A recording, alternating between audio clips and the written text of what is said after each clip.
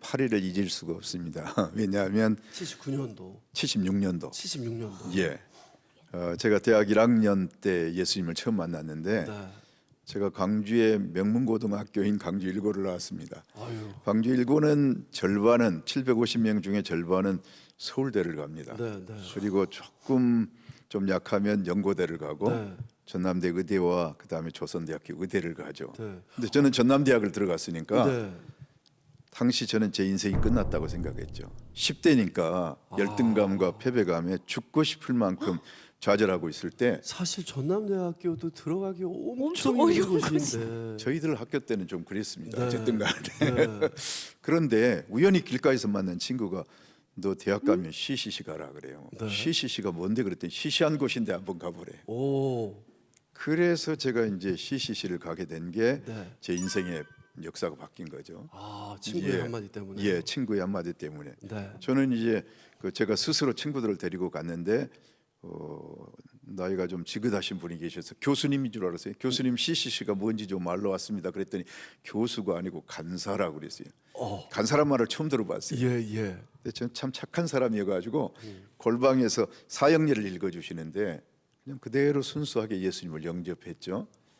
그리고 옆방에서 작은 소그룹 모임이 있었는데 네. 그곳에 가서 제가 처음 보는 사람들이었어요. 네. 천사들이더라고요. 특별히 누나들이 너무 좋았습니다.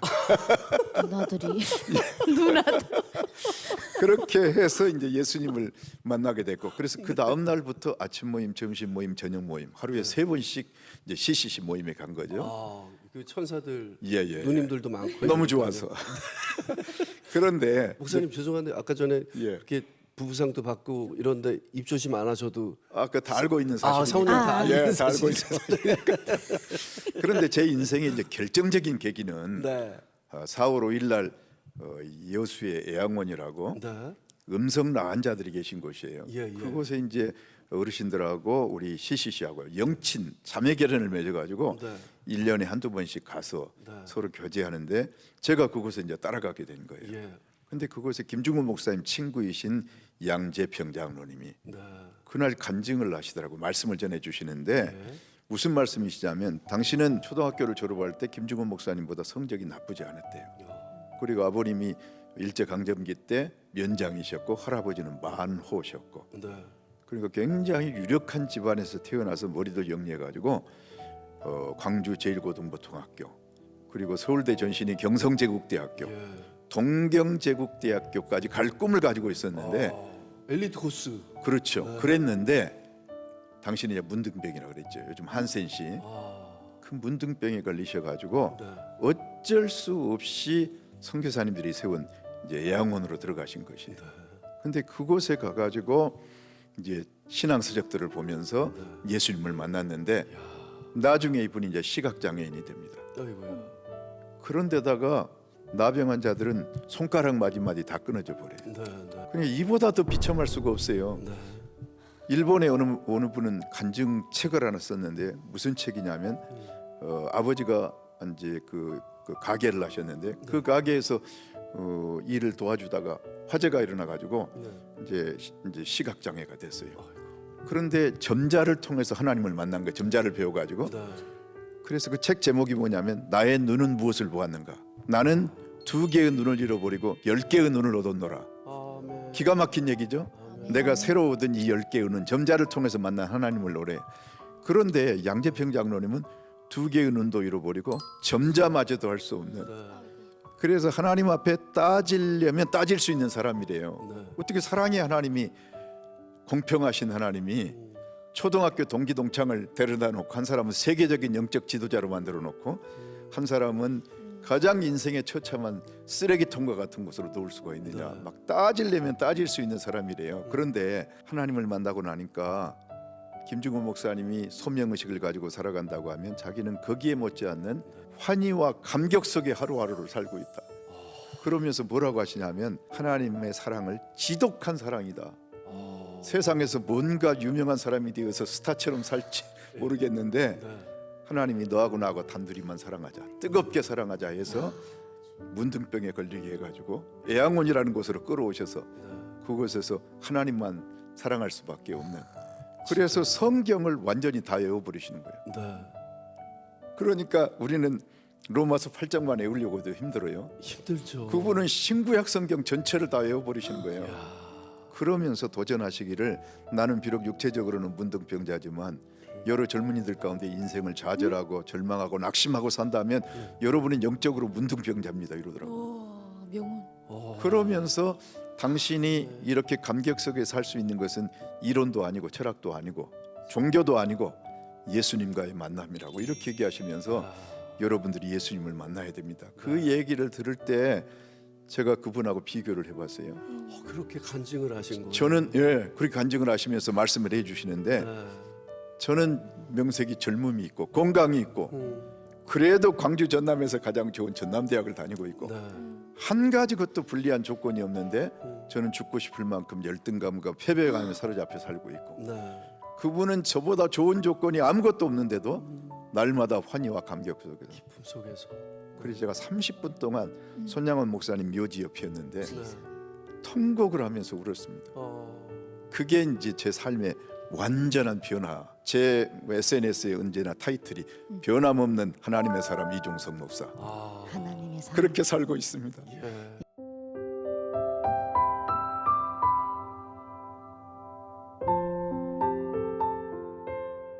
제 안에 있었던 열등감, 패배의식 이런 모든 것들이 CCC를 하는 치유적인 그 작은 공동체 안에서 회복이 되고 치유가 된 것이 너무 감사하고 특별히 정신분석계 최고의 권위자이신 이무석 박사님께서 그때 성경 공부 인도를 해주셨는데 그 모임에서 이무석 박사님을 알게 된 것이 저에게는 큰 또 은혜다는 생각이 들어요. 그래서 제 마음속에 있는 그 흔적까지도 또 하나님께서 다 지워주시고 치유해 주셔서 지금은 수많은 사람들 앞에서도 당당하고 또 이렇게 눈을 마주 봐도 부끄럽지 않고 전에는 대인 기피증도 있고 또 사람들 만나는 것도 어렵고 막 그랬는데 지금은 그런 모든 면에서 자유함을 얻고 있습니다.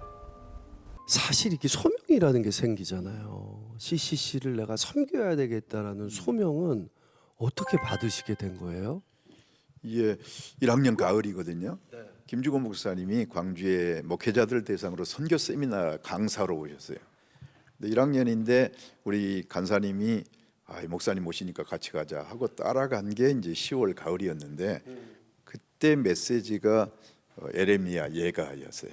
그래서 멸망으로 치닫고 있는 민족의 암울한 현실 앞에 눈물로 기도하는 그 선지자의 마음처럼 영적으로 추락하고 있는 이 땅에 정말 하나님의 사람들이 필요하다. 하나님이 지금도 부르시고 계시다. 뭐 그런 내용의 이제 메시지예요. 그런데 그 메시지를 듣는데 1학년 아직 어린아이인데 막 성령이 저를 사로잡아 주시는데 감당할 수 없는 은혜를 막 부어 주셔서 막 눈물 범벅이 되면서 그때 제가 하나님 앞에 개인적으로 서원을 했어요. 대학교 1학년 대학교 때. 1학년 때. 완전 사실 지금 보면 애긴데. 하나님 평생토록 CCC 간사로 사역하겠습니다. 이렇게. 그 대학교 1학년 때 그 마음을. 예. 맹세를 하셨네 아예. 그렇죠. 쉽지 않잖아요. 하나님께 약속을 한 거죠. 하나님 그래서 지금까지도 그걸 지키고 있는 거죠. 이제 은퇴 전 4년 남았습니다. 이야. 캠퍼스 시절도 간사처럼 살았고 네. 실제로 대학 4학년 때는 전남대학교 제가 담당 간사가 됐어요.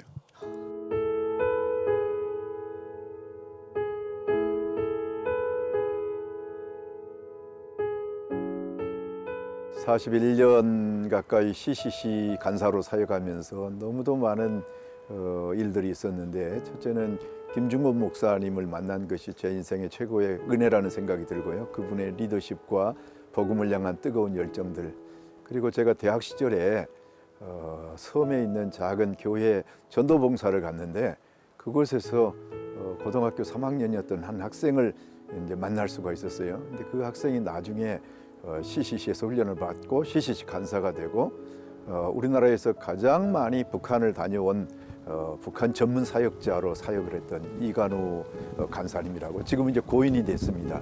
네, 그래서 이관우 목사님이 그때 얻은 열매입니다. 그리고 지금 개인 코리아라고 굉장히 중요한 그 CCC의 사역 파트 중에 하나인데 그 책임을 맡고 있는 안장열 목사인데 그분도 제가 전남대학교 그래서 학생 간사로 일하는 동안에 82년도 CC에 처음 들어와 가지고 만났던 제자인데 지금은 하나님이 쓰시는 또 인물이 돼 있고 이런 무수한 제자들이 CC에서 만난 최고의 행복이죠. 지금 한국 CC의 캠퍼스 사역 전체를 책임 맡고 있는 이종태 목사인데 수원지구 책임이거든요. 이 사람도 90년도 제가 이제 광주지구로 내려와 가지고 그때 1학년이었는데 그때 얻은 열매이고 그래서 많은 제자들을 열매로 얻은 것이 최고의 은혜이고 행복이라고 말할 수가 있겠습니다.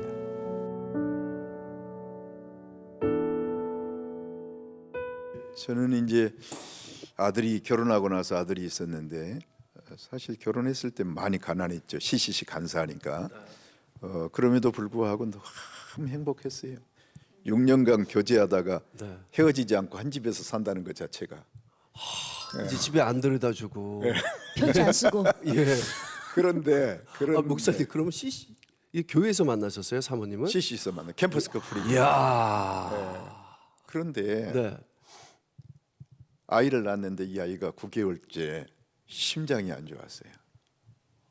그래서 제가 그때 사근동에 살 때인데 네. 아이를 붙들고 그 한양대 병원으로 뛰어 올라갔죠. 네. 거기에서 뭐 먼 거리가 아니었으니까.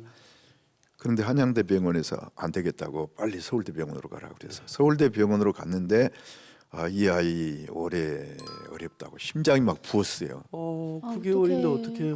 그런데 이제 저 아내는 간호사하고 저는 목사니까 얼마나 많이 기도했겠습니까? 네. 그래서 하나님이 만 4년 우리 곁에 두셨어요. 네. 그런데 어느 날 너무 아이가 이제 힘들어하니까 네. 호흡도 잘 안 되죠. 복수가 차죠. 그러면 아픈 상태에서 병원에 있는 게 아니라 집에 목사님과 있었죠. 사모님 집에서. 예, 집에 4년 동안. 예. 네. 집에 있었는데 그래서 어느 날 저희의 인내의 항해를 막 뛰어넘더라고요. 그래서 둘이 교대로 이제 졸면서 아이를 보는데 어느 순간 이 아이를 내동댕이 쳤어요. 방바닥에. 이게 지쳐 있으니까 너무 잠결에. 예. 아, 떨고 계시구나. 그리고 참 입 밖에 내서는 안 되는 말을 했어요. 근데 아이 떠나고 나서 두고두고 이게 마음이 아프더라고요.